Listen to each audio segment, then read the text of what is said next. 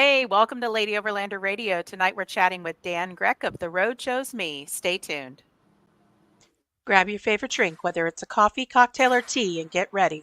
It's Ladies' Night on Lady Overlander Radio.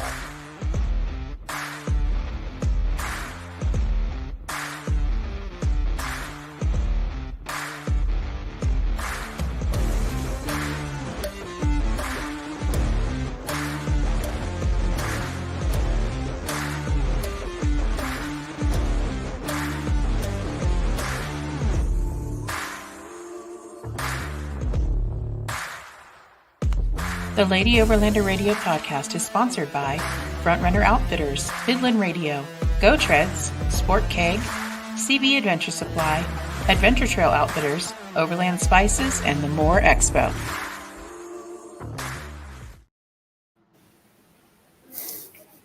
Hey, Arla. Hey, girl. Hey. Ooh, my voice. Hey, girl. Hey. What is going on? I don't know. It's been a long day. I've been driving all day. Oh, no. It's terrible. Long day. And it's hot. Girl, I don't want to talk about it. It's hot. That's all I've grabbed about every single show is how hot it is here. It's so... I sent you a picture of where you are, Dan. Today. Where are you right now, Dan? I'm up in Canada in British Columbia, and yes, it is. It is hot. It is like 90 to 95 every day. Ooh. I'll take that. That's too hot for me. It's hot today. 1 to 105, and then you add in the humidity on top of that. Yeah, it sucks. It does. Sucks. How about that intro with the new logo? You like it? I finally got a chance to put it together today. Thank you. That was party. Yay. Party. All right, real quick, let's go through our schedule.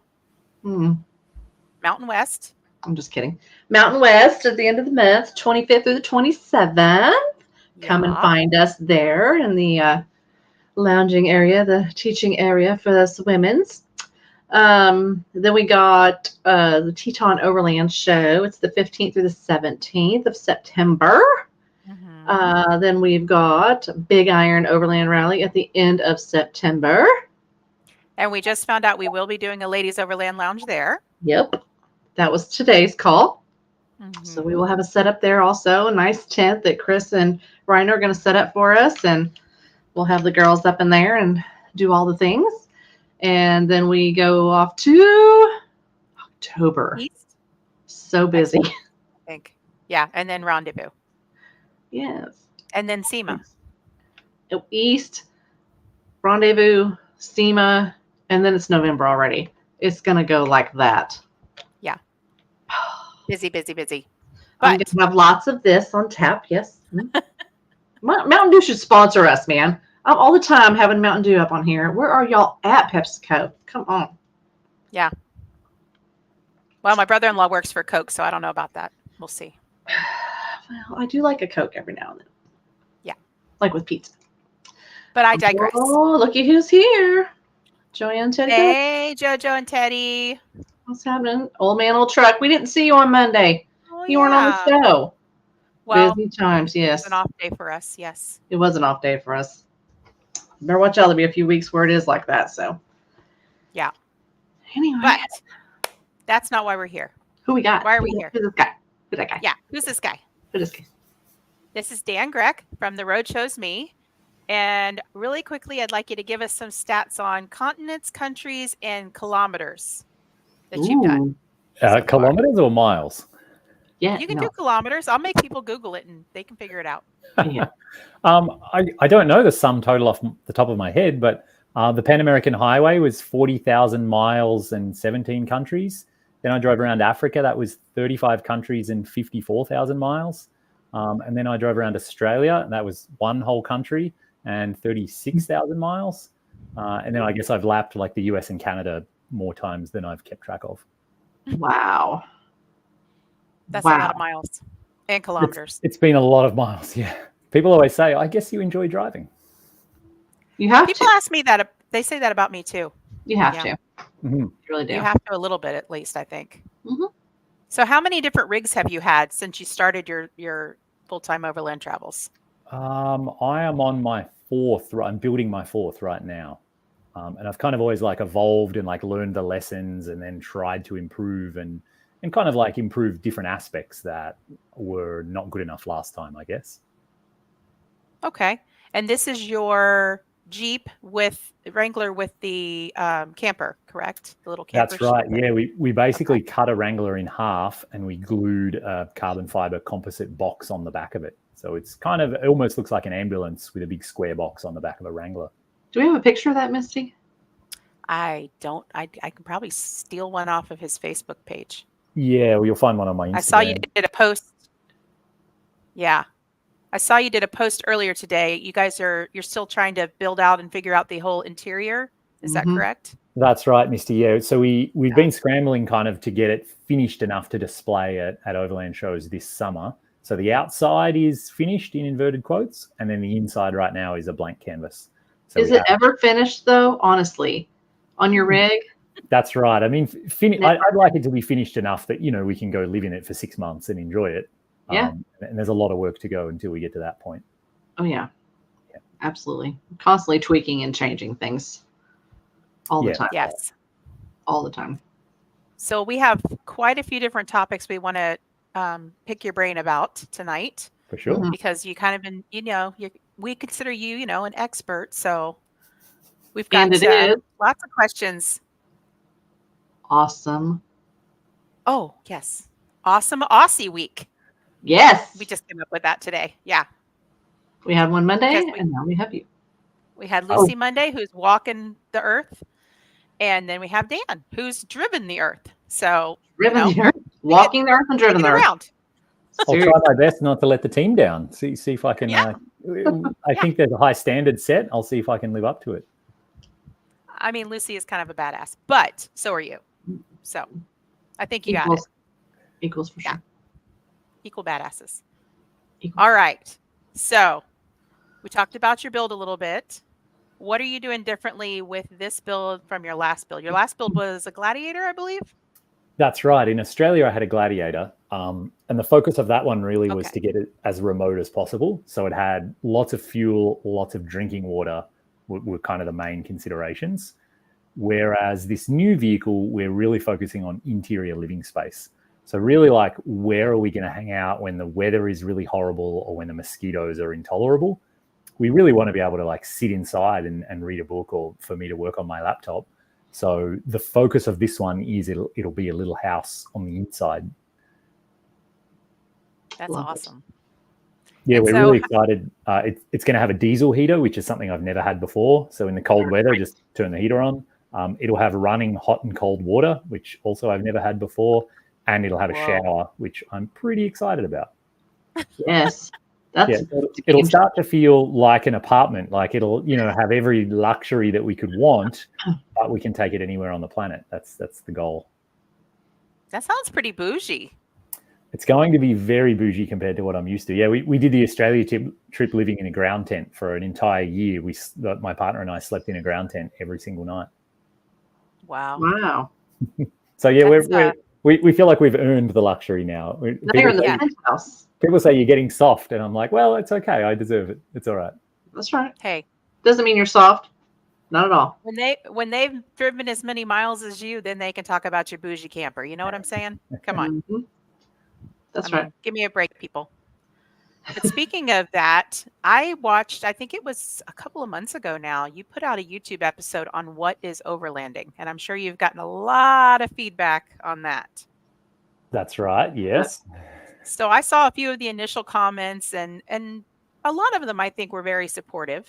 And a lot of people agreed with you, and I agreed with you. I think that people put way too much emphasis on trying to define it. I think that, if you're out there exploring and you're adventuring and you're getting out of your comfort zone and doing something amazing, then who cares what it's called, So how much negative feedback did you get about that YouTube video? Did you get a lot? Well, it's funny, Misty. I feel like there was quite a bit of negative feedback prior to that video. Like I did a video on using electric vehicles for overlanding, and a lot of people just said, no, that's not overlanding. Or I feel like people often try to limit overlanding based on what vehicle you're using. But then in my video, I just said what you said, where if you're out having adventures, going to new places, learning new things, like that's overlanding. And I don't know that anyone really had kind of anything constructive to say in reply, because I think when you say it that way, people are like, oh yeah, that makes sense. You're right. Why does it matter if you're in a Toyota Corolla or, like a tricked out Tacoma? If you're getting to some remote destination and you're seeing incredible places and meeting new people and learning new things, that's the goal. Like the vehicle that you do it in actually doesn't matter. Yeah, and I know that you also mentioned that, people tell people that if you're in the United States and you've never left the US, you're not really overlanding. And your counter to that was, you explored the entire continent of Australia, and there's hundreds of thousands of people that do the same thing. Are they not overlanding? I mean, I would venture to say I have been more places and seen more things than most Americans in this country. I run into people all the time where they're from that local area, and I'll ask them about a certain feature or museum or hiking trail or something there, and they have no idea what I'm talking about, and they live right there. So again, I don't understand what's everyone's big push is to try to define things. Like, for example, the woman we had on Monday, she is hiking. But to me, she's still overlanding because she's still adventuring. She's self-sustained. She carries her own water and food. Tent? I mean, we about a year or two ago, we had a woman who overlands on horseback over in Europe. Yeah. I don't understand what everybody's beef is with it, I guess. I don't know. Does it make you less cool if you have a 2-wheel drive or you're on horseback or walking? I don't know. Nope. Yeah. It's an interesting one, and I think maybe it stems from, I feel like in North America, overlanding grew out of the 4-wheel drive world. Mm-hmm. And so a lot of people, who call themselves overlanders, they started out being 4-wheel drivers. And so for them, I think, 4-wheel drive is at the root of all of it. You begin with a 4-wheel drive, and then you think about going on a trip or doing something. Versus I think in the rest of the world, like in Europe or in Australia or South Africa, it all started with, we want to go on trips. And like, as long as you're having a trip, that's what matters. And like, today we can only get our hands on a horse, and then next week we can get our hands on a bicycle. That's sort of irrelevant. All that matters is we're actually going on a trip. And so I just think it's that kind of difference of like, which one comes first, the mode of transport or the adventure. And so do you define it as the mode of transport, or do you define it as the adventure? I think is the difference. That's true. So Old Man Old Truck says, to him, his opinion, of course, to him, overlanding is vehicle-based adventure. Yeah, and I think that's the standard definition for most people. But I mean, people on, like I said, this woman is going off on 5, 6, 7, 9, 10-day trips on horseback and covering hundreds of miles. And, so I don't know. I used to just think that as well. I used to think it's got to be vehicle-based. It's got to be, completely self-sufficient. But nobody is 100% self-sufficient. You always have to go into a town and shower or restock supplies or, I mean. Yeah, I think the self-sufficiency one, it actually almost rubs me the wrong way.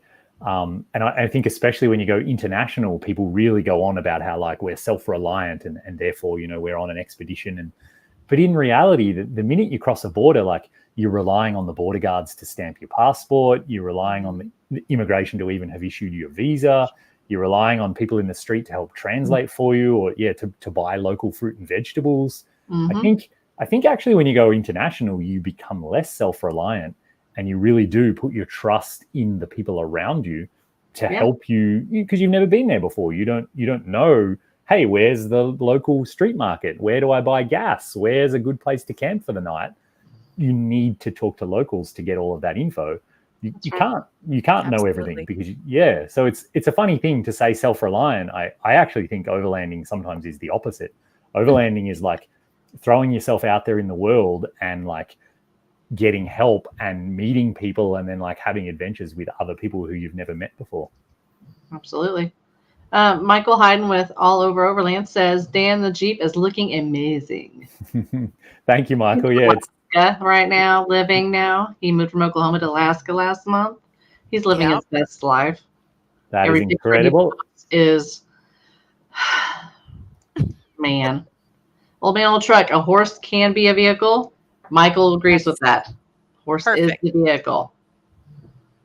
And he wants to see the culture when he travels. Adventure is the most important piece. I agree. Yeah, I agree with that as All well. good comments. All good comments. Yes, absolutely. So I was just, I don't want to spend the entire show talking about that, but I just remember watching that video and thinking, if I ever get a chance to talk to him, I'd like to have a conversation about that because I thought that was a fantastic video. And I really think that you captured, at least the way that I feel about it, very well. So just wanted to let you know that. Thanks, Misty. Yeah, and I really like to encourage and show other people that, like, you don't have to just follow along what everyone else has done. Like, overlanding is a huge idea. And, some people just want to go fly fishing. So they have this vehicle and they drive out to some remote location and camp out for a week and go fly fishing all day, every day.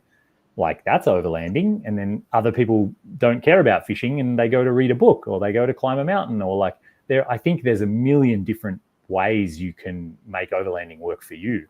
But the most important thing is that you do what works for you, and don't just sort of listen to someone else's definition or let them stop you doing what you want. Yeah, absolutely. Gavin Williamson says overlanding is breaking down 600 kilometers from civilization and getting out, with laughing in the background there. Actually, friends of mine who traveled in Africa as well, they knew some South Africans. They defined overlanding as taking your fridge on a tour of beautiful places. I like it. All right, then. Yes. Yes, Gavin. I've been there where you break down, and I had to get my vehicle towed out of National Forest. That was fun. I didn't think the truck was going to get in there and get it, but so good on them. They do. I was worried. Yeah. That where was the other comment I wanted to see? He builds, keeps. What was that one from Teddy? The one up here? Comment? See, he builds, keeps like Teddy. Oh, I think he meant keeps builds like Builds Teddy. like Teddy. Yeah. Yeah. Okay. So my friend Teddy, he gets a new vehicle all the time. Like when I met him last year, he had a Gladiator, I think. And he just had a 392. And he just had a 392. And now I think I can't remember what he got. Darn it. If you're still watching Teddy, tell me what he got. I forgot what he got. But I would have took the 392 though. I know. I don't know why. I liked that. It was nice. Mm. But thankfully, he just outfitted my husband with all of this stuff on his Jeep that Teddy no longer needed. So that kind of helped us out a lot. Yeah, that's a win for sure. Yeah, that was pretty cool. Dressing up the old Farrell's Jeep. Yes, that's my husband, Farrell Joe. So, he went back to a Gladiator. Oh, he went back to a Gladiator. Okay. All right, Teddy. I hear you. We got one of each. I understand. He changes his vehicles like he changes his britches, underwear, I guess, clothes, something. Yeah. Let's say britches. Britches, yeah, britches, Teddy. Sorry about talking about your underwear. All right. I did it again, didn't I? Yeah, no. Okay, anyway. God. So let's talk about safety. We were talking about it a little bit before the show. Yep. Have you ever been concerned for your safety in all of your travels at any time? I mean, there definitely have been some moments where I kind of look around and I say, I don't like the vibe here, or this doesn't feel like the kind of place I want to spend the night. So I move on. But genuinely, I have never heard a gunshot on any of my travels. I've never had a knife pulled on me. No one has ever been violent towards me. Nobody's ever even said anything like, or else, like, give me money or else, right. or I'm going to take the Jeep, or never once everywhere that I've ever been. And so I think a big part of that is, kind of keeping your wits about you and being smart. I don't stumble down dark alleys at 3:00 in the morning. No. I'm sure I could find trouble if I wanted to, if I went looking for it. But, traveling smart, keeping your wits about you, talking to locals, kind of assessing the situation, I think goes a really, really long way to avoiding trouble. Do you also do you go on like the any of the embassy websites or look at any kind of Facebook groups to see what people are chatting about as far as safety goes, or anything that might be going on politically or otherwise? Yeah, I do. It's a difficult thing. What I've found in the past is that government warnings and embassy websites and any kind of like official source, I find is not very useful at all, because Okay. they're just telling you kind of what the government of that country is up to. So like, for example, when I was going into Sudan a few years ago now, Sudan is like on the red list. You cannot go. It is immensely dangerous. It is horrible. And basically what that's saying is that our governments think the government of Sudan is terrible. And they are. The president was a horrible person, and he was doing bad things to his people. But that doesn't kind of tell you what you'll be treated like as a traveler and what happens if you actually go there. And so what I do is I just talk to other travelers because they have that real information. And so anyone who's been there in the last 6 months or so, I try really hard to reach out to them on Facebook groups, or hopefully you bump into them in real life. And it turns out Sudan was an incredible place to visit, one of the friendliest places I've ever been in the whole world. People gave me free bread. They refused to take money. People helped me buy gas when it was hard to find. People were just so happy to see a foreigner and to see someone who chose to visit their country. So although the government warning said that it's extraordinarily dangerous, the reality for a traveler who was just passing through was totally different than that. That's amazing. That's fantastic. Do you think that people, like, let's say, like we talked about before the show as well, Americans or Australians or other people have like these preconceived ideas and worries about other countries, and then when they actually get there, a lot of that is unfounded? Yes, 100%. Yeah. And I think it's just a result of the way that our media works, in that they're always trying to show us something sensational or something that will grab our attention. And the reality is, a continent like Africa, it has 1 billion people. It has 55 different countries. There's kind of always something going on, whether it's something simple like a flood or a fire, or maybe it is a civil war, maybe it is something worse. But being that it's so enormous, you can pretty much always guarantee something's happening. And the media just jumps from one bad thing to the next. And so then the picture that we form in our minds is that, like, oh, Africa's bad, or this country is bad. But the downside is that the media never takes the time to give us an update. So the best example I have is the country of Rwanda that I went to in Africa, little Rwanda. When you say that word, everyone just immediately thinks genocide. And they think, it was horrific, like 1 million people were killed. It was really bad. And obviously Rwanda is a terrible place. Well, the problem with that is that the genocide was 27 years ago, actually probably 29 years ago by now. So what has Rwanda been doing for the last 29 years? Right. Well, the media never told us. They never gave us an update. And it turns out the capital city of Rwanda looks like any modern city anywhere in the world. Skyscrapers, beautifully clean, wonderfully friendly people. And they're working really hard as a country to say, we don't ever want that to happen again. So we're going to be unbelievably kind and friendly and happy, because we know how bad things can get. So let's not ever let that happen again. And so, Rwanda's incredible, but the news just didn't tell us that, because it isn't, it doesn't get the clicks and it doesn't get the attention. So I think the picture that the media gives us about South America or Africa, it's kind of all doom and gloom. But when you get there, actually, average people on the street are really kind and friendly and happy. And they're not just going to be mean to you simply because you're there.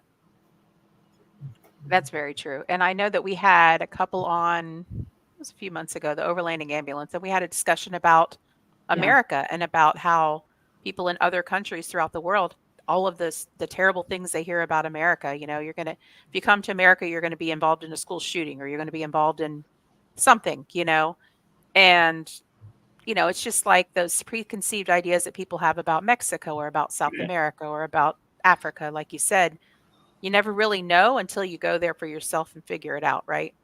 Right. Or talk to someone who's been there recently. Talk to just an ordinary traveler, that they didn't go with the military. They didn't sort of have an agenda.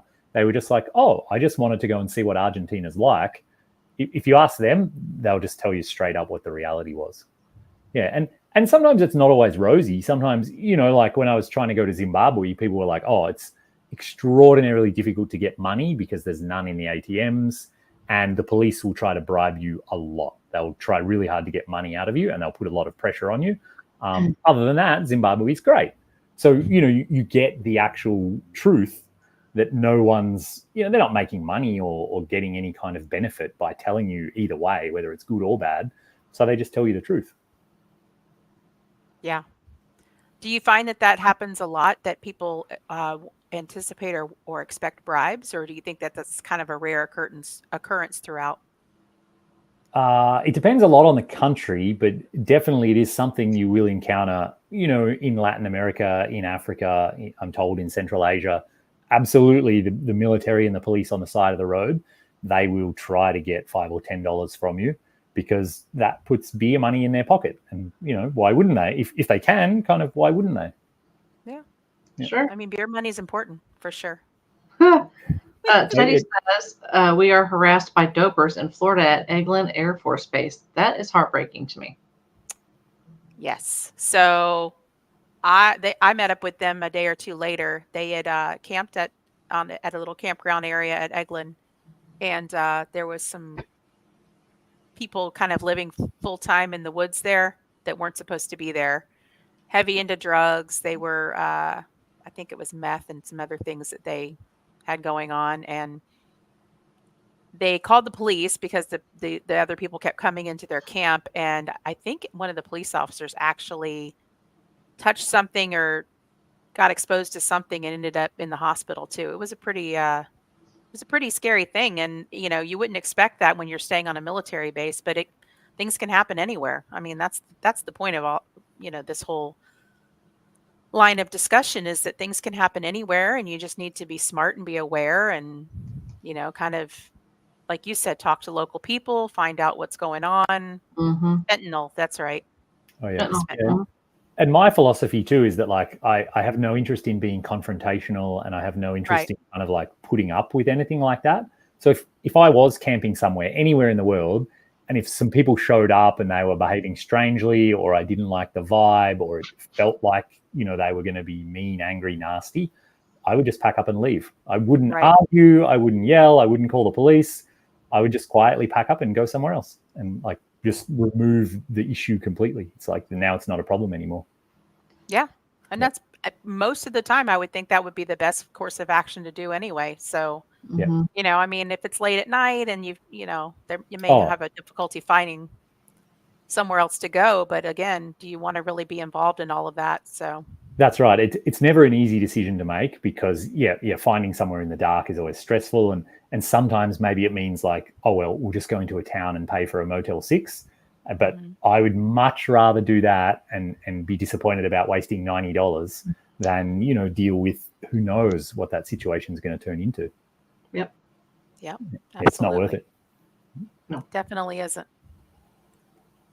And again, we know people that have camped in the Ozark National Forest here in Arkansas that have had people cause problems at camp, and I mean, it can happen anywhere. I guess is my point.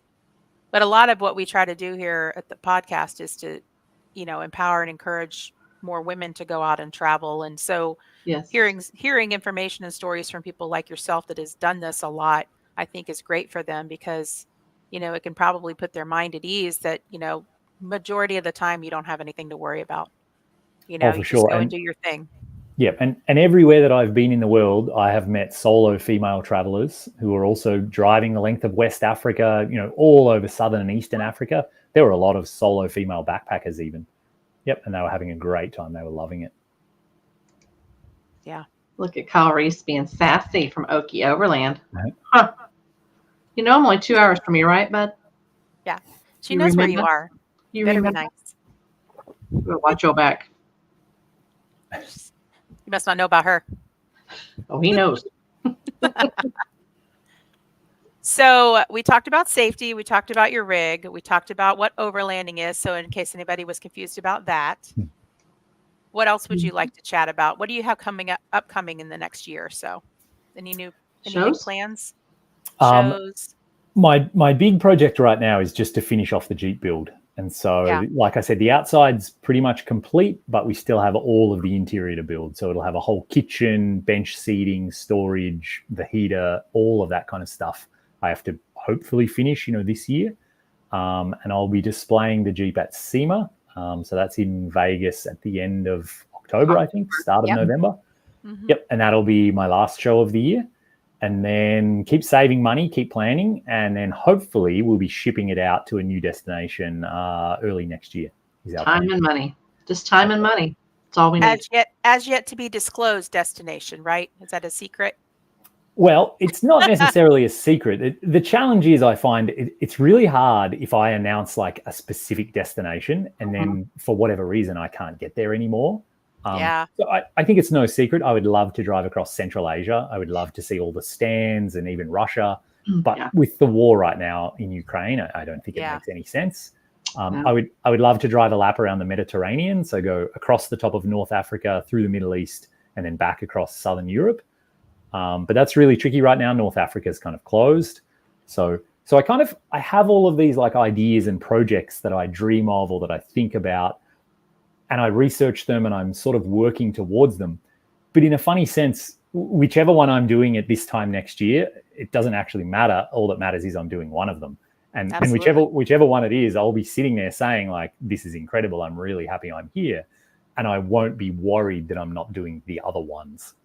Because, there's a lot of places to go. And as long as I just keep saving money and keep planning and keep making some trip happen, that's what the goal is. Let's talk about money, if you don't mind. How do you don't have to get into detail, but how do you fund your trips and your exploration? Basically, I just go to work and I try to spend the least amount of money that I can while I'm going to work. So I discovered a long time ago that the secret to having more money is not actually to earn more money, because earning more money is a really hard thing to do. You basically have to convince your boss to pay you more, which is hard, or you have to work more, which is hard because you get exhausted. The best way, if you just want an extra $100 each week, the easiest way to do that is just spend $100 less. So, like downgrade your cell phone, share Wi-Fi with your neighbors, walk to work, like live in a share house. Like at one point I deregistered my Jeep and I just rode my bike to work every day.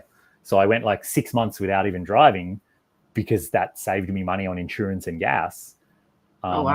So basically just save as much as I can. And then when I think I have enough, I quit my job and I hit the road and I go for it and just live on my savings account.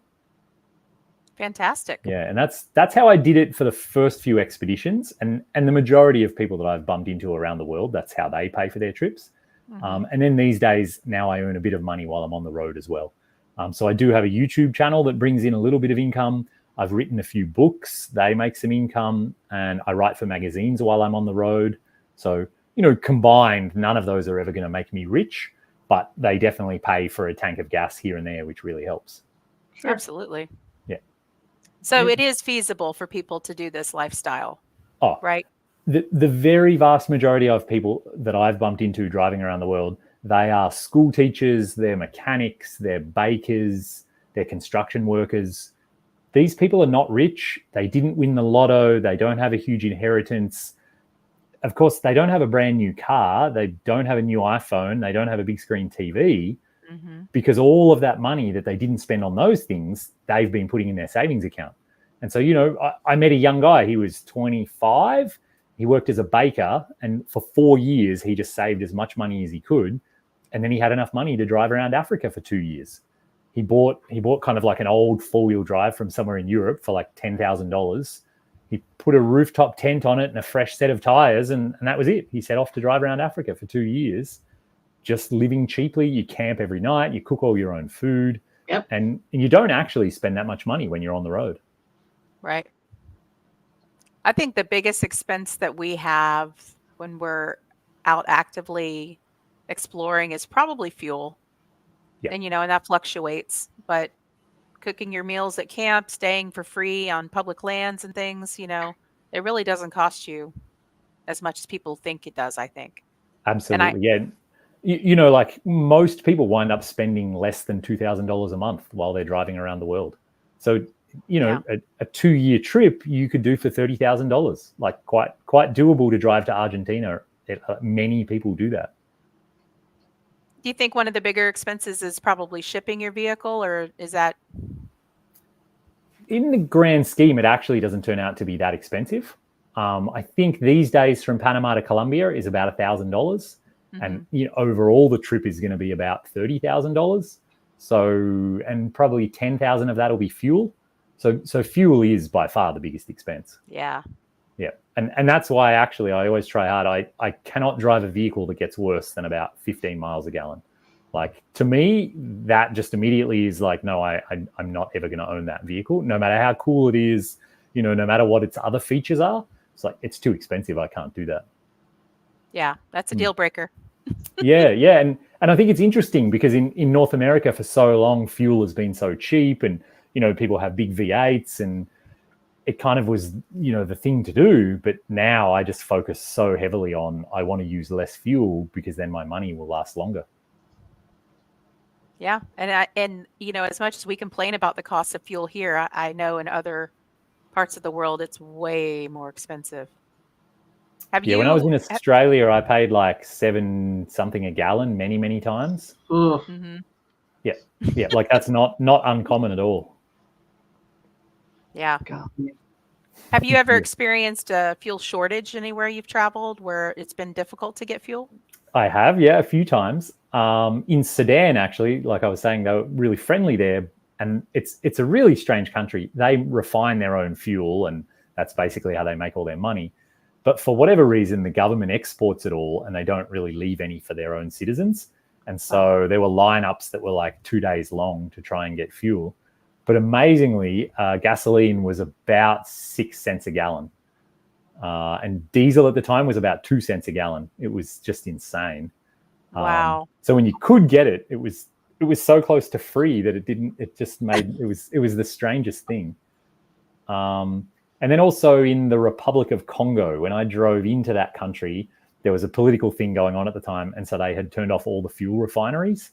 Oh. And so basically the entire country had no gasoline.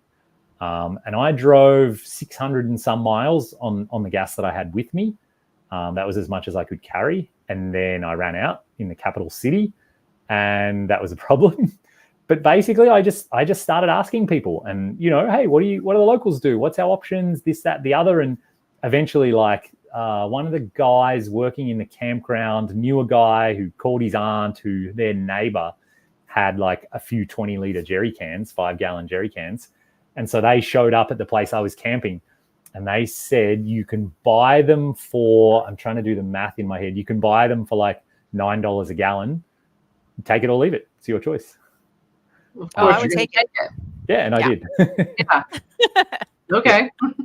Yeah. And that got me on the road again, and it was okay. And it's the usual, like, again, I absolutely was not self-reliant. Like, you can't drive into the Congo and not buy gas because it's such a big country. Nobody can carry that much fuel. Would you say that overall you just really have to remain flexible and open to whatever comes your way? I mean, what advice would you give people that, especially about traveling internationally, would you give them advice like that, or? Yeah, I really do. That is the number one. And it doesn't mean that you just have to suddenly be open to the idea that, everything is going to be horrible and you're going to go months without a shower, or you're going to eat like pig intestines, or like, it doesn't mean you have to be insanely flexible, but just, that idea of like, oh, our plan didn't work for the day. We thought we could drive 300 miles, but the roads have been bad. And so we only made it 100 miles. That's okay. We'll just stop in this other little town instead. It was so common. We would go out to, if I was in a town, I would always like to buy local food.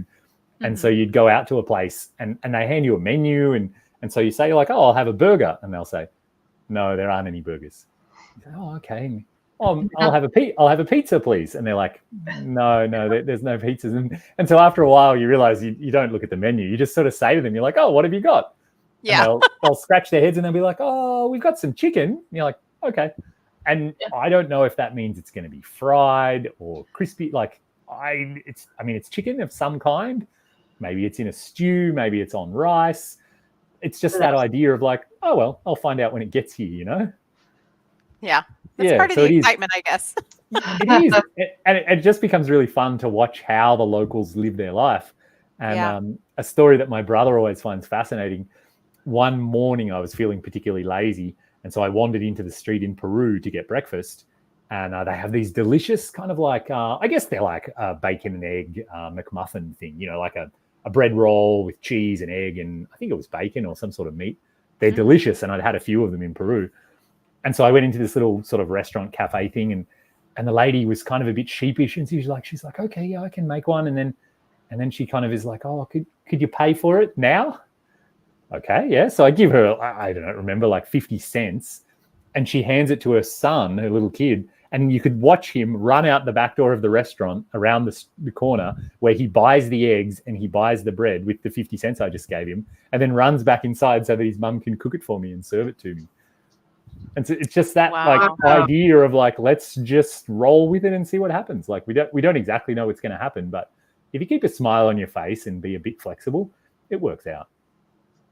Yeah, and I believe kindness goes a long way no matter what country you're in. Good advice. I think being humble and being kind are two big things that people need to do as well especially when you're a guest in someone else's country. That's right. Yeah, without a doubt. And I think it really helps when you're not on a timeline, because then you don't sort of carry that stress of like, hey, but I have to be here on this time. If you come across a rock slide, and the road's blocked, you just, oh, okay. And you start talking to people. You're like, oh, is there another way around? Or what are you guys going to do? Or what are our options here? Instead of sort of showing up suddenly with that like frustrated energy where you start getting demanding of people, like hurry up and clear it or whatever. Yeah. We had when we were up in Wyoming probably 2 months ago, and we were trying to go through this pass, and it was still a bunch of snow on the ground. And we pulled back around to try to find somewhere to camp. And this guy who was taking alpacas to Alpine, he stops us and he says, oh, I was really hoping you guys were going to make it through that, because I've been sitting here for 2 weeks and, I just was going to go right after you if you went. Like, and sorry. you just posted that video. You just posted that video on your channel. But it was just funny. He's like, oh, yeah, I've just been hanging out here for 2 weeks waiting for the snow to melt. I was like, wow. Right. That's perfect, hey? And what a life to just be like, oh, I'll just wait till the weather changes. And that's like his priority. Yeah, he doesn't have to get to work on Monday morning at 9 a.m. He doesn't kind of have those kind of responsibilities. Yeah. I mean, I guess he had plenty of food for the animals that were with him, because he had a dog too. And he was just chilling. Yep. No timeline. Yep. Nice. It'd be pretty fun to like sit down with him and chat to him for an hour. Like, hey, can I make you a coffee? And then like hear some of his stories. Oh, yeah. Oh, yeah. Yeah. That's one of my favorite things, I think, is meeting people on the road and just hearing where everyone's from and different experiences they've had. And that's one of the reasons why I like doing the podcast so much, being able to talk to people and, just finding out their story and why they do what they do and, how they make it work. I think that that's the biggest thing that people are curious about, is how to make this kind of lifestyle work. Mm-hmm. That's sure. A lot of the questions I get, Yeah. Yeah. And it's really amazing when you get on the road long term, because every time you bump into other travelers, you have that like excited energy of not only like, oh, let's look at the map and like, where have you guys been, or where should we go? But then you also, have that energy of like, how is this working for you? Like, how long have you been on the road? And like, what do you do for money? And it's always a really fun time. Yeah, I enjoy talking to other families that are full-time on the road, because I can get ideas about, the kids and schooling and all of those things, and then they can make friends with other kids and keep in touch on social media or whatever. And I just really, really like that sense of community. Yeah, absolutely. Oh, got Danielle on here. Let's see. She's from Second Overland. That's her. It was great to meet you at PNW Expo. Read your books, and now I have to memorize every country enter-exit rules. Oh, Lord. That's a lot to memorize, Danielle. Yeah. Good luck to you on that, dear. She's been out west for like the last 6 weeks, her and Kara. Yeah. They've been doing their bestie overlanding. Jumping out of every airplane that can be found. Crazy. Cool. I can be bribed with snacks. Danielle, snacks. Danielle, it's a really cool thing. Once you've been on the road for a little while, like your first couple of border crossings are a bit stressful and you don't understand what's happening. But once you've done a few of them, you realize they're all the same. And it didn't even matter when it was French speaking in West Africa or if it was Spanish in Argentina. The process is the same, the steps that you follow, and it never is hard. It never is like horribly stressful. And it's really funny if you do something wrong, like I try to drive out of the checkpoint and I haven't finished whatever crazy step you have to finish. The guy at the boom gate, he'll just point at the building you have to go to. Yeah. And then so you just walk over to that building with your paperwork, and someone will shuffle through and find the right paper and give you the right stamp. And then they'll point back to the guy at the boom gate again. So then it's like, oh, I'll just go try my luck with him again. And sometimes I did that 3 or 4 times. And, you carry a bottle of water and maybe you have an apple or something.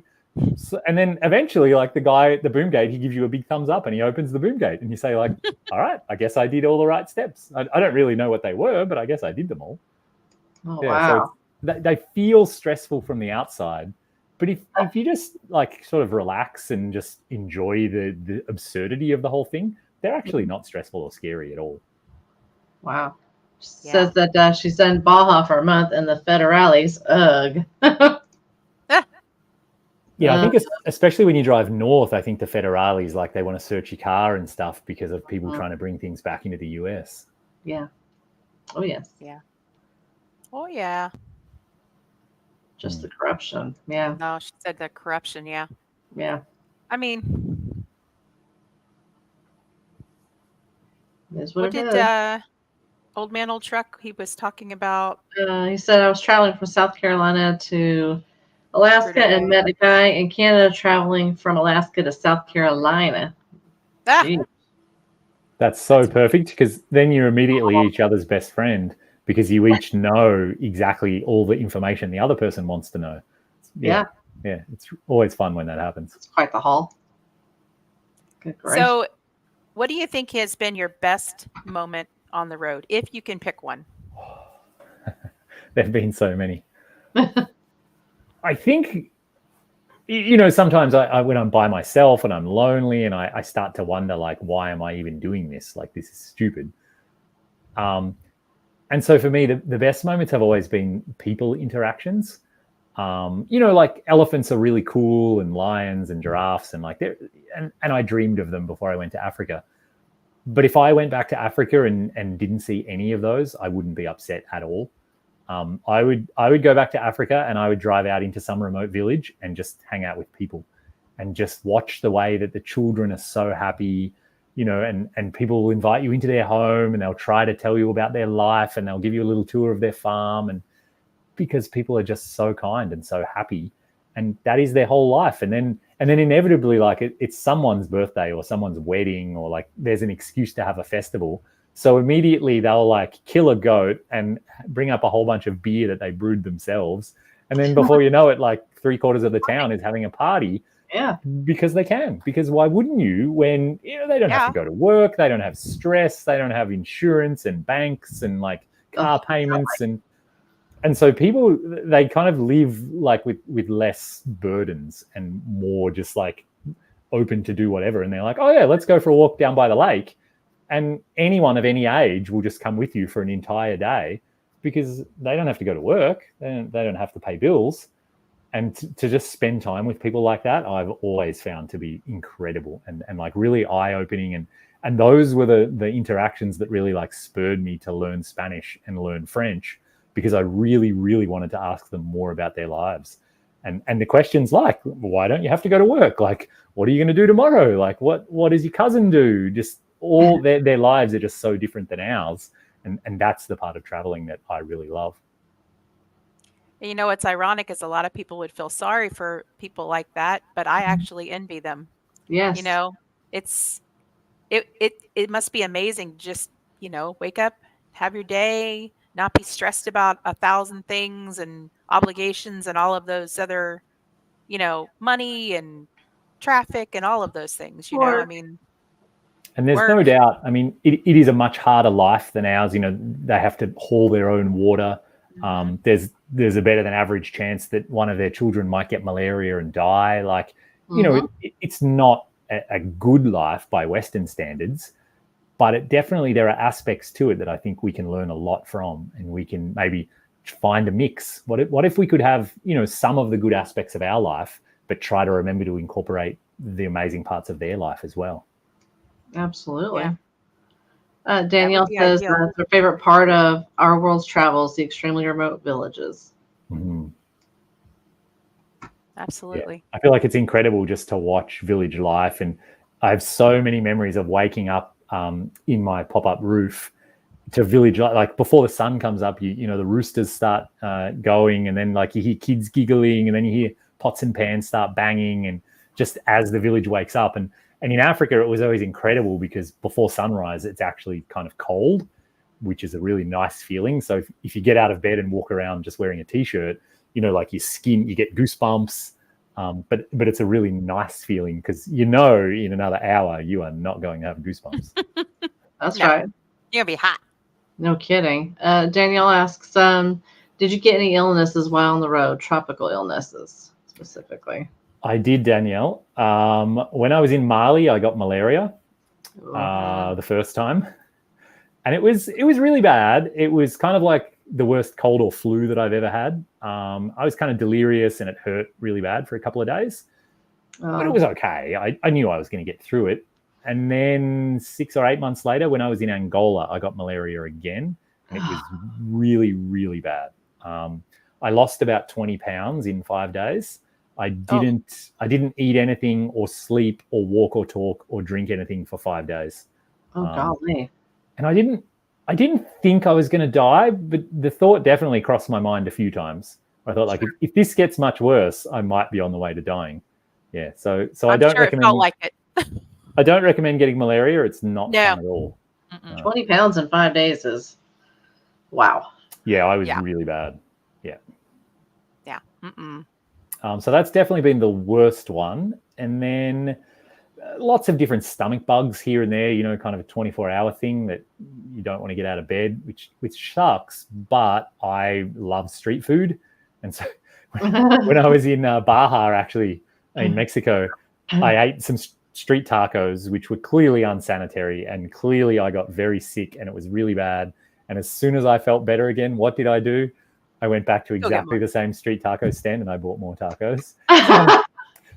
So I mean, I don't learn from my mistakes because they're just too delicious. I couldn't resist. They tasted good. They did. With it, It was worth it.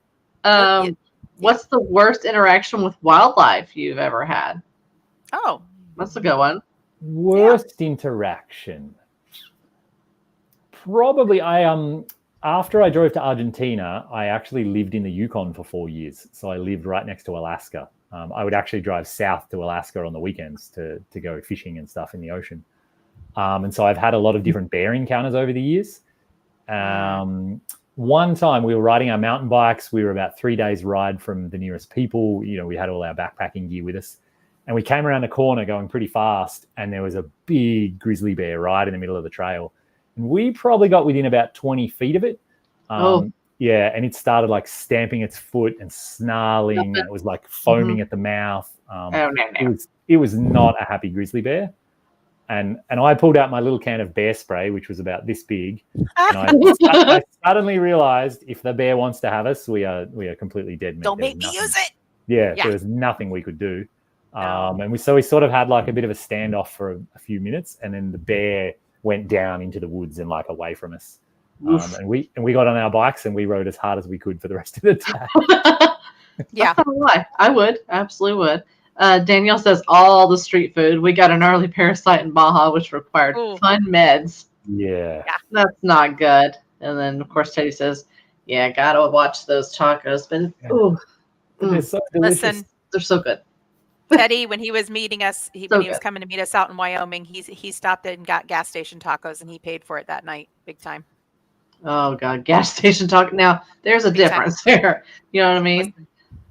Old Man Old Truck says a raccoon once stole my camera. I got it back, but he broke it. Oh. I had similar Old Man Old Truck. A chimpanzee stole my GoPro when I was in Cameroon. And he ran off into the forest with it. And so I have this hilarious footage. He's holding it in his hand. But amazingly, you can kind of see his face while he's running along. And so the camera's doing this. That's awesome. He climbs a tree and then he starts chewing on the GoPro. Yeah, it was crazy. And a guy went in and got it back for me. So I got the GoPro back and I kept using it for the rest of the trip. That's hilarious. And that's awesome footage. That is awesome. Wow. You're like, thanks. Thanks for filming yourself stealing my stuff. Yeah, he filmed a pretty good selfie that time. I know. Dan, you guys got some good ones here. Danielle had a monkey steal my Snickers bar from my pocket. And that's fighting right there. I will fight you over some chocolate. Yeah. Monkeys can be No vicious problem. sometimes. You take my chocolate? Yeah. That's a no. Mm-mm. Snacks are Don't no be stealing go. my candy. Oh yeah. Don't ever steal Arla's snacks. Forget it. No. It's fighting words right there. Not even. If I were to have Arla come down and meet me in South America, she would need snacks. She would need AC of some type or a fan. What else would you need, Arla? Mountain Dew. She's a little high maintenance. She's bougie. And Mountain Dew. Okay, that's okay. South America, you'll find all of those things. You can just buy them There in you gas go. stations. See? Yeah, You can come visit me. yeah. Especially like Snacks. Chile, Argentina. You'll be in plenty of places that just look like I can get rural my US. passport, man. I don't have that. Oh my gosh. I don't. I don't have a passport, okay? Everybody knows now it's out there. I have to renew mine. Don't feel bad. I'm still working on that. It's all good. Anyway. My husband's going to India in like a month. And his passport was down in Florida. My mom had to send it up. India. Yeah. He's going to India. Gracious. He's crazy. He likes that stuff. I already Likes knew that he's travel crazy. stuff. I've met that guy. He is crazy. Yeah. He crazy. Yeah, he's going to go with a friend of his who's an anthropologist, and they'll be there for several weeks, about almost a month. So he's very Wow. excited. That'll Yeah. be incredible. Oh, yeah. Man. Yeah. I know. That's crazy. There you have it. Oh. My passport and visa also got stolen in India. Oh no. Danielle, Not so good. what is going on? Danielle, you got some stories, girl. Yeah, you guys Did the need monkey Danielle steal on it? the show. She's a traveler though. Seriously. Like all the time. Like on the go. Bryce Newton. Oh, got the husband on here now. Favorite African north, south route, west or east coast? Oh. I think, Bryce, Bryce? it totally comes down to what you're looking for. They're very different from each other. West Africa is much less developed, much more remote. It's really hard to get the visas. The roads are probably the worst on the entire planet. You'll go months without seeing a supermarket or a hot shower. Like it feels like you're really remote and on a big expedition. And to me, that was the biggest adventure of my life, and I absolutely loved it. It was extremely difficult, but that's kind of what I wanted. Versus East Africa is way more like what you think of when you see safari. You know, like you can go from game park to game park. There'll be elephants and lions and rhinos. If you want to, you can stay in a campground pretty much every single night. The campground will have like showers and Wi-Fi and green grass. But also, you know, during the day, you can go into little villages or, you know, buy street food or, you know, check out towns. So it's the real African experience, but it's sort of easier or like friendlier and like more gentle, I guess. And the roads are better. The maps are better. There's more travelers around, so you can get more information from other people. So East Africa is incredible and beautiful and nice. And West Africa is wild, remote, and difficult. Yeah, that sounds amazing too. Mm-hmm. So yeah, it depends what you want. Africa is my bucket list continent. For sure. It is utterly incredible. Yeah, amazing. 1,000 times more adventure than I even knew was possible on planet Earth. That's awesome. Yeah. I'm so excited about that. West, it's where we are going, Bryce. You know, Bryce, get to booking, sir. Yeah, you guys can Danielle do it. has spoken. There you go. Yeah. She said what she said. There's a couple right now. They've just driven West Africa in an electric vehicle. They have a whole bunch of solar panels with them. They're charging it. And then also one of my friends is driving West Africa right now in a Toyota Yaris. He just went through the bit between Nigeria and Cameroon. There's like a crazy muddy mountain road. And so he just drove that in his Yaris, and he's driving through like 2 feet deep wheel ruts in a Yaris, just like, and there's locals pushing and having like ridiculous adventures. That's such a small car. Yep. That's awesome. Yep. Because he's like, I didn't have enough money for anything else, so I just went. Like, that's the right Hey, answer. do what you can do. I mean, it doesn't matter. Yep. He said actually driving the crappy car has made the adventure better because he just meets so many friendly people who like invite him into their house or give him like, he just is part of like the local culture. Instead of like when you're in a big foreign 4-wheel drive, you sort of separate and you just like pass through and people almost ignore you a bit. Yeah. Oh, wow. Danielle says they need to do the Mongol rally. Yeah, for sure. That would be a lot of fun. Time and money, Danielle. Time and money. Mostly money, actually. Like, if you can save enough money, then time's irrelevant because you can go and sit on the beach in Costa Rica for like $300 a month. And I am down with that. Yeah, eat street tacos and wander around the village and learn Spanish in a whole month. You'll only spend $300, even like paying for camping as well. Wow. So yeah, once you can save enough money, time becomes not a factor. You wouldn't get me back up here, probably. No, and plenty of people down there are like that. You bump into more and more people everywhere you go around the world. They're like, oh yeah, we used to live in wherever in the Western world. And they're like, no, you'll never get me back there. Oh yeah, there's a lot of expats in Costa Rica anyway. Like, a lot of Americans. Yeah, for sure, all around the world. Every country I've ever been to, you'll bump into expats who are just like, no, I came here 20 years ago and I love it and I stayed. It could be the Congo, it could be Mali, like even places that we think of as not very nice, and they're loving it. Yeah, my husband gives me a hard time because we had just bought a cabin back in December, and we've been there maybe 3 weeks since we bought it. And he said, no, I'm not kidding. So he said, well, when we go to South America, do you want to sell it? And I was like, I don't know. I think we should just hold on to it for now and just see. And he said, but what if we find another country that we want to live in and don't want to come back? I said, well, then we'll sell it then. Joe, no, you did not. Yes, he did. Oh, yes, he did. He's ready. He's ready to sell already. And we just bought it. And you can totally live down there and you're basically in the same time zone. So you could work remote and spend a fraction of the money you do every month to live where we do now. Don't. Arla's going to be mad at me if I move out of the state. But then Arla, you get to go and visit her. Yeah. I'm not liking this conversation anymore. Yeah, I drive her crazy because I'm always going. To travel. Yep. She's like, where are you now? Why are you moving too much? Gets on Live 360. I can see where you're at. Yep. So do you have friends throughout that you kind of track where they are and they track where you are? I know you mentioned the one friend in West Africa in the Yaris, but do you have like a whole network of people where you guys kind of just follow each other? Yeah, I do have like people that I've bumped into over the years, or people who even, they're staying still, like they run a campsite in Mali or Senegal or something. But it's kind of funny. I feel like you almost go in waves. So like when we were all on the road in Africa, we were all traveling and we'd bump into each other or travel together for a while. But now we're kind of all in the like save money phase. And so we just exchange an email every couple of months of like, how are you guys? Oh yeah, we're still saving money. Like we hope to get on the road next year. And so we sort of all end up like either we're on the road or we're back home saving money. Mm-hmm. So I know it's been a couple of years now. I did want to ask you, I was watching one of your YouTube episodes where you had just gotten to Australia and you had to quarantine because it was during COVID. How was it traveling during COVID? Did you do a lot of sitting or were you able to still explore? It was really strange. I started out when COVID first started, I was here in Canada. And it wasn't that bad. We kind of could do anything we wanted to a degree. The bars were closed and restaurants and things like that.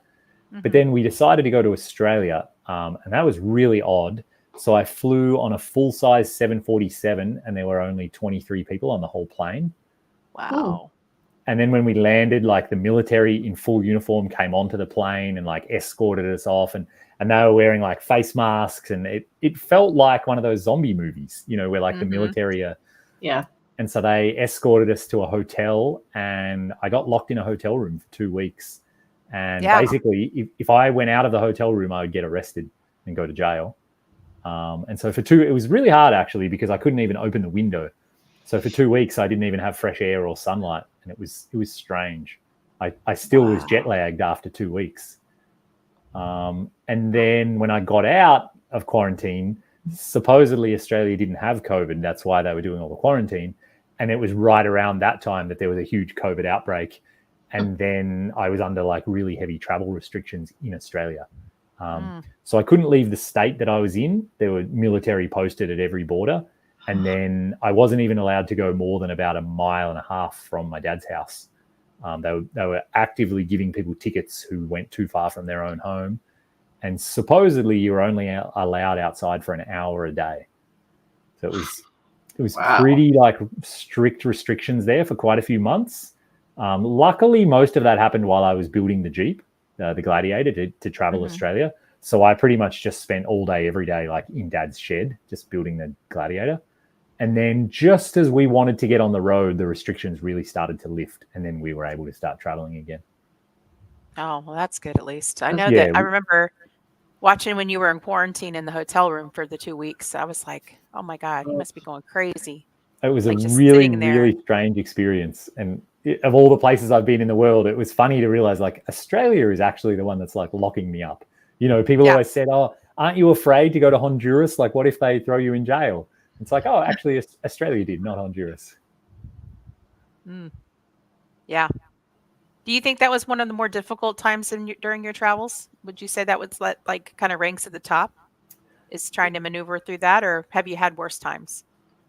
Well, it's a funny thing. It was really difficult, but at the same time, I was staying in like a 4-star hotel, you know, with like air conditioning and internet and like a hot shower. And so it was like, it was very comfortable, but also difficult at the same time. Versus, you know, like when I had malaria in Angola, that was really difficult in a lot of ways. That's a good point. Yeah. Not good. Daniel says our Aussie friend had the same hotel quarantine experience there.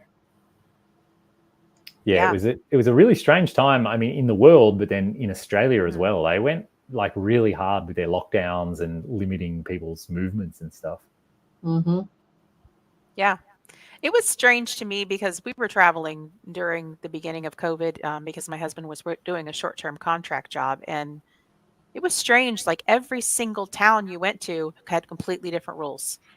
I mean, you know, state by state was different, but every town you went to had something different going on, you know, and it was very confusing when you're traveling to try to know and make sure you're doing whatever, you know, restrictions they have in place. Yeah, and then some towns were really like not welcoming to outsiders because you know they didn't want to get COVID in their little town. So yeah, it was a tough time for sure. Yeah.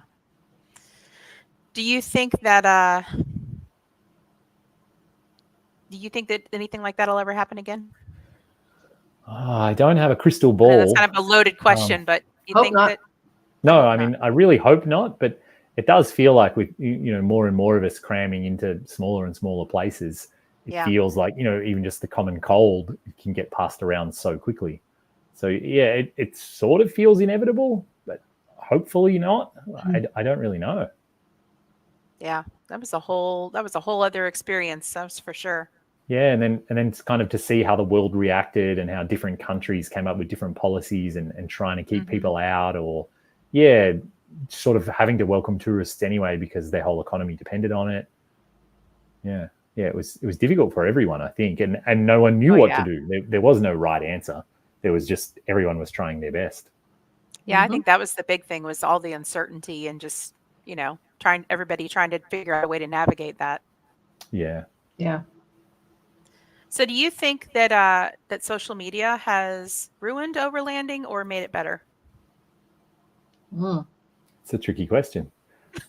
I think it's made it better in a lot of ways, and maybe it's made it worse in some ways. But I think it's only made it worse if you let it. If you just you don't have to participate in Instagram if you don't want to. It's totally optional. Even I actually, this is a good story. You know, iOverlander now, pretty much everyone has it, and everyone, you know, uses it exclusively almost to find campsites. And I know people are sort of upset because now their secret spots are being found, or it's, you know, getting too busy.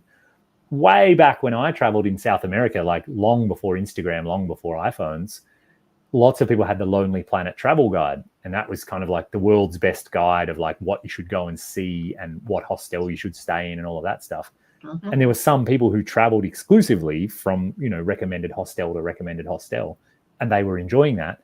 And then actually I met some people, they had a Lonely Planet, and the whole reason they had it was they were never going to stay anywhere that the Lonely Planet told them to, because they said, we know what that is and we want the opposite. We want to get away from all the other tourists. Mhm. And so in a funny way, like you could do the same thing with iOverlander. You could look at a flight and if it's in iOverlander, like, no, we're not going there. We're going to go somewhere else. So I think maybe iOverlander or Instagram, it's just the same as Lonely Planet was in the 80s and the 90s. It's just the digital version of the book. Yeah. So I think in many, many ways, it's made it so much easier to, you can just put a post right now on a Facebook group and say, hey guys, I need to ship my Jeep from Houston down to South America. You get 10 people reply who are like, I did it this month. Here's the shipping agent. Here's how much it cost. Here's how long it took. Here's the phone number you need to call to organize it all. Like that kind of thing would have taken 6 months to organize before social media. Now it takes 6 minutes. So, I mean, that's clearly a win. Yes. Yeah, and I know that iOverlander, a lot of people in the United States are kind of frustrated with it because, they'll mark a Walmart as wild camping or, something like that. But I've heard that in other countries, it's a very, very useful tool. And it's especially useful. Like in South America. And so a lot of people still rely on that. And, we do it similar to what you said. We'll look on there and we'll see where there's campsites located. And we'll kind of go over toward that general area, but we won't go to that specific one that's marked. Yep. And we've always had really good luck with that. So it's still a very, very good tool. And social media, I think, is, like you said, it's what you make of it. You can participate in it or not, Mm-hmm. I just think that a lot of, I don't know, like a lot of people have gotten kind of burnt out on all of the social media aspect of overlanding, That's kind of what I'm hearing. And I wonder if that's because the social media really focused on like the vehicles and the gear and like the stuff you should be buying. Whereas I've been a bit disappointed really that overlanding in North America isn't more focused on like the adventures and the places you can go and the things you can see and what you can learn. Like if everyone's social media was just always filled with like amazing places and people they met and things they learned, I don't know that anyone would get burnt out on that. But that's what's funny is we'll do a post on Instagram of our vehicles, and we'll get a ton of likes and ton of comments. We'll do a post about taking our kids to some great historic place or ghost town or this whole adventure of them kayaking or whatever, and we'll hardly get any likes or posts or, comments on that. So it's kind of frustrating because it seems that that's what people want to see. They don't care that you're overlanding or what you're doing. They just want to see what rig you have, what gear you have, Yeah. So, and I do wonder if overlanding at some point here in North America, it'll hit some sort of peak and everyone will move on and there'll be, some new hotness and there'll be a lot less people in it. But it'll be okay because the core people who really love it for the travel aspect and the adventure aspect, they're always going to do it because they love it. And they don't care what vehicle you drive and they don't care what wheels you have. The first question they ask you isn't what size tires do you have? The first question they ask is like, oh, what was your recent trip to Arizona like? Did you get into this crazy canyon that I heard is really beautiful? And I think that's the heart of it, and that's what's going to keep it going. Absolutely. Danielle, I need them to move on already. Yes. I'm ready for them to move on. Yes. Bye-bye.